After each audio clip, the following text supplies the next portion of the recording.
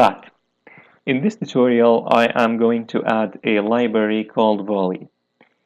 This library is very important in our project because it makes it makes HTTP requests, and it's much easier than creating the HTTP requests the traditional way, or I mean by ourselves, just by coding.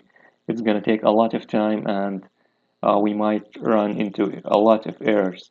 So to avoid that, Android has created a very useful library called Volley, and this library makes it easier for us to use HTTP, making requests and getting responses. You can read a lot about this library in the internet, and obviously in the official documentation of the library in the developer.android.com documentations, and also on GitHub. So to include this library in our project, all we need to do is to go to our app's build Gradle level file and add this line of code. I'm gonna copy this, and the app level, as you know, is this file that is open in front of you. So you need to paste it here, and I'm gonna type a comment here.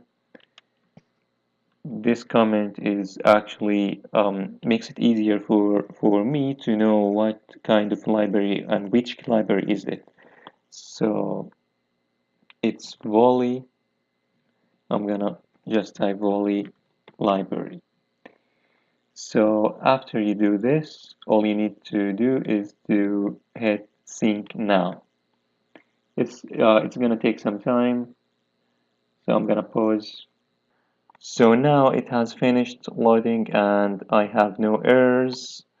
But as you know, guys, if you have any error, make sure that the compile SDK version is the same as the target SDK version, and also the app compat library, because sometimes if they are not compatible, you might run into problems and errors might emerge as well. So that's it for this tutorial. I'll see you later.